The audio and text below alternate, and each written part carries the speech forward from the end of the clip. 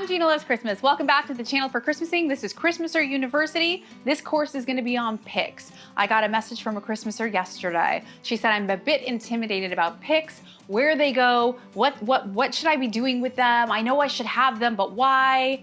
Let me tell you. I'm gonna call this a starter pick. A little cheap and cheerful pick. This pick is like wild and it's got crazy texture. Why would one put a green pick into a green tree? That's why. Instantly, something really different happened. Instantly, the texture of the tree changed. Instantly, somewhere where there was, because it kind of looks artificial and now it's got more personality and flair. And that's what a pick does. Picks give you something no tree is going to give you. I put picks into real trees. I put them in everything. To me, a pick is just as important as an ornament. I love them. Sometimes I do a tree of only picks. So this is a very cheap, cheerful, if you don't want to spend the money on the pick, get something. I don't know, it's like $2.99 or something. It's a good one. Let me look. Yeah, it's super fun times. Let's look at a different pick. This is one of my favorite picks. This is a Douglas fir. Again, why would she put a green pick into a green tree? Okay, this is where everything changes. I've had so many comments this year. You can see so much green in your tree, like you're proud of me. Thank you for that. No, you can't. You can only see the green because I put in green picks. I'm fooling you all. But green picks make a green tree fuller. They take up more space. They change the texture. They take away the uniformity. Therefore, they add something we need.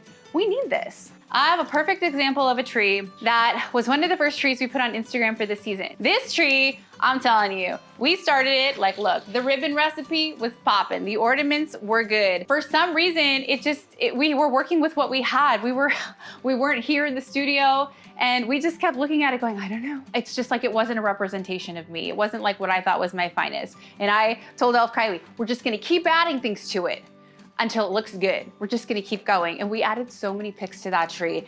And I will tell you, I don't know, it's at like 12 million views. Everybody loved it. They were so wowed of the green I put in the tree. It was just all the picks coming through because I just kept adding them until I liked the way the tree looked. And that's what a pick does. A pick transforms the entire thing. Sometimes you find a pick and it's the pick that just changes your life. This was that pick for me. I love this pick. It has not been made for years. I'm not gonna brag about it, but I honestly probably have 600 or 700 of them. I bought them all, so they're sold out forever. So this kind of pick with all of this wild and different texture, I'm gonna put it through the top of the tree right here. Oh, hello. Hello, Christmas tree. That's what made her just come alive. I need you to get down with picks this season. This is the season where everything is going to change because you're gonna add picks to your Christmas trees, real and artificial. All the Christmas trees are getting the picks. You don't get a mixed green Christmas tree. You can't go to the tree lot and be like, I want the one with the mixed branches. That's an artificial tree. You can't get that, but when you put a pick into a real Christmas tree, instantly that real Christmas tree looks different. It has more life to it. Even when it starts to get crunchy and it starts to die, you all know what I'm talking about. The picks are still alive. Mixed tree look really good, so think about that. Also, this particular one has the little twigs in it. Love it. I'm here for it, and I have been here for it for years with this one. But I'm gonna stick this one over here, and you're gonna see everything about the tree changes the more picks you add. So, green picks in a Christmas tree are good. Now, here's one with berries. I know none of this necessarily matches, but I wanted you to get to see the differentiation and the different kinds of picks that are available. This one has a little bit of a berry moment built into her. She's a built-in pick. I'm going to put her, am I moving my ornaments in my ribbon very carefully? Just so that the pick gets to shine and play. Every single one of these picks looks at home in this tree. They're all different. The berries change the look completely, make it a little more like down home. But when you add a pick to a tree, you could do 12 picks on this tree. It's a 7.5 a tree. If you were cheating them all to the front, 12 picks would be plenty. But if you're adding a pick to a tree, just remember, you can't mess it up. Where did I add them? I would always do a couple at the top, honestly. I know I only shoved I was trying to keep them all in the same area, but that's not gonna work for me. So adding some picks up here. The picks have wires, so you can bend them. So if I want that not to stick out as far, I can manipulate the pick. The pick is here for you. The pick is your companion, your Christmassy companion. If we don't want to invest in picks, invest in a couple of bushels. Go to the craft store, go to the greenery section. We're not going to the section where all the Christmassy sparkly things are. And if you've seen me make things off season, I'm making an Easter something rather. I am using just bushels ripped apart. Picks come for all seasons. You're gonna go get something that looks like it might have grown in the forest, something with different texture than your Christmas tree. You're gonna cut them all apart, take them apart, and you're gonna shove them in your tree. And you are going to have a pick assistant this year. Now I'm about to be full of regret. What if you have a green Christmas tree and you'd really like a flocked one? Should you add flocking to your green Christmas tree? Please do not do that. Don't do that, because green is more versatile. I love a flocked tree. You either have a flocked tree or a green tree, but do not just spray it and just no regard, because next year you might want a green tree again. But if you add, not even a lot, if you add flocked picks to your green trees in open holes and you choose a flocked pick that has green in it, are you with me? Because it's like marrying the colors around. You can get the look of a flocked tree without sacrificing your green tree that you love.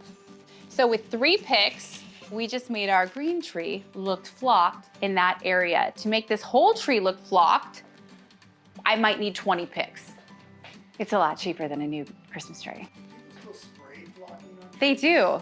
Somebody asked me, they're still doing that, and they buy dry flock and they put it on, and oh my gosh, the cough. We used to joke during COVID, we don't have COVID, we have tree flocking in our throat. It's severe, but this is a wonderful alternative. And then you have more picks, so you can use them one year, you can take them out one year. When you remove them, your green tree is still intact. My regret is not extreme, because this isn't going to be a flocked Christmas tree, but you have options. You have so many different options. The flocking wasn't that bad of a disaster. It was just a little bit of a mess. We've cleaned it up. Now I'm gonna go in with 12 green picks. I'm gonna cheat them towards the front, and we're gonna watch the tree transform. I'm gonna start by adding one near the top into my loops. So I'm holding my loops, holding the ribbon as I go to make sure I don't lose the form of all those beautiful bows I made. And I am gonna stay in somewhat of a pattern. So I have 12, so it's 3. Kind of make them count. Anywhere I can see the dense greenery of the tree is where the pick's going. Or anywhere I want to break up the monotony of those branches on the side. I don't always want pine cones in my tree, so I just took my clippers and I clipped off all the pine cones. Once you buy a pick, you can do whatever you want to it. So don't be deterred if you're like, I don't want pine cones on my pick. You paid more for the pine cones. Keep them and do something else with them, but you can take them off. Like, we needed that. This makes the tree look better. And then everybody is gonna applaud me for all the green I love showing in my Christmas tree. I'm not attaching these. I mean, unless you're taking your Christmas tree on a walk, you don't need to be that crazy about the picks. Just put them in there and let them be. Does anybody ever wonder what is going on with this weird branch at the top? We know it's not really 7.5 feet. 6.5 feet, however tall this one is. Bend it and hide it.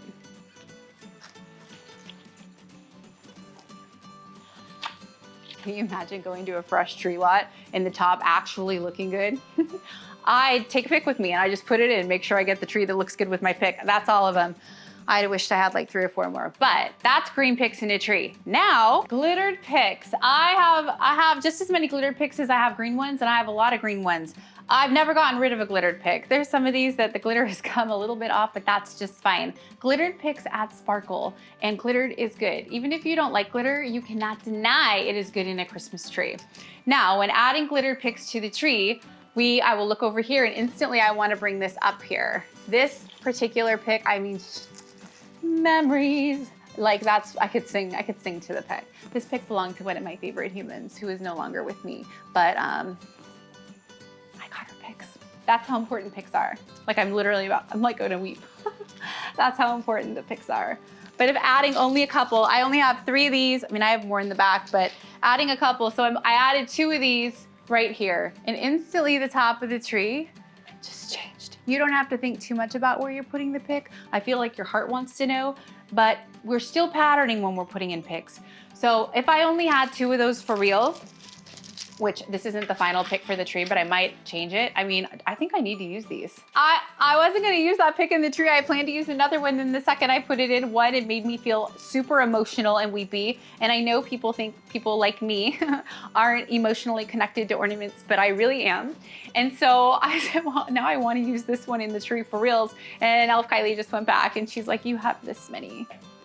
These are Sherry's picks, and these are gonna go in the tree, for real. But first, let's look at the other picks. Let's start with the littles. So the pick I put in, this was a small pick always. It came small, and it was always like that. This is a little baby pick. You knew I was gonna work black into that Christmas tree. You knew I was gonna do it. This is a tiny little baby pick. These are super cheap, but they've got glitter on them, so they are good. They're gonna give us reflection, and it's so small that it is not going to offend anybody. And it adds what you need to add. The pick doesn't always have to be huge. Just a little goes a long way. These are super cheap. 24 of these in this tree, 18 would be magic. Another little small pick. I mean, this isn't even very cute, but I've kept it for many years. It came out of something, nobody wanted it. I'm like, I'll take it. And now it has a cute little home in the back. But all picks are great. This adds something to the Christmas tree. Even if you don't have very money, they still give you something good. Picks belong here. This pick is literally gigantic. If I was doing a large tree, I would pop my pick. Popping the pick gives the pick life because it comes flat, it's like crammed in a little box and that's not cute. Popping it, once you pop it, it gives it all its life. Now, if this was let's say this is a 9 foot, a 12 foot, I probably wouldn't cut this down. I leave it, I would take off that much of it, and I would have it cascading out of the Christmas tree like that, filling a lot of space. Size-wise, this is the equivalent of like an 8 to 10 inch ornament. This is a big, big pick. So if you were working on a very large tree and you wanted this look of something that was falling out of the tree, this is the kind of pick you were gonna use. I cut the pick before I put it in because this is just it's really long. So if you were working on a tree and now you're looking at your Christmas tree, it's just gonna have like a lot of like pickups. It's gonna like pickup sticks in the middle of your tree. Like you went in and you dropped them and they all fell like noodles. So you should cut this and trim it. And if you feel like you have to secure your pick, you can secure it around that smaller piece. That's why we do that. So now, this tree is not very big. So once you buy something, as previously discussed, it's yours and you can trim it down. So this is one large pick. When you cut your picks, you should engage your core. It's definitely exercise. And now out of one pick, I got 1, 2, 3, 4, 5, 6, 7. 7 for the price of 1. And you can just add in the cute little leaves wherever you want them. And these are just basically sitting on the branch. They're like second branches, if you will, because they're so short. But that's all you need. What is the difference between a pick and a spray? About 14 inches. A pick is something small. A pick is something you're gonna build your garlands with. This is the one, you need the pick. A spray is just bigger. So if you're decorating big spaces, grand spaces, you're gonna wanna get the bigger pick, which is a spray. No matter what you're using, you always wanna pop your pick, which is give it the bend. As soon as you do that, you get it at peak performance level. Peak performance level is a perky pick. You want it very perky, you want all the goodness. You do not want to be using anything that's flat. No. And then, same thing with the spray. Now the spray is a little bit bigger and it's more compacted and it was really shoved in that box. So for spray, you want to open it first and then you're going to pop all the individual pieces of the spray to get it at full maximum performance. And then if this happens, use a little red nail polish and you can fix it. 15 golden picks, 15 golden rings. I just wanted to sing that so badly right then, even though it didn't make any sense. Okay, 15 are going in. I'm gonna place them anywhere I see dense greenery, even if the dense greenery is the pick that I added. It's okay, we're layering. We're always layering. And this instantly changes the entire texture of the entire Christmas tree. I'm not tying them on, I'm really just very gently placing them in there. Making sure all the outer edges are also touched with the pick. I really want one in the top. As previously discussed, every year, Pick can change forms. Yep, I needed that.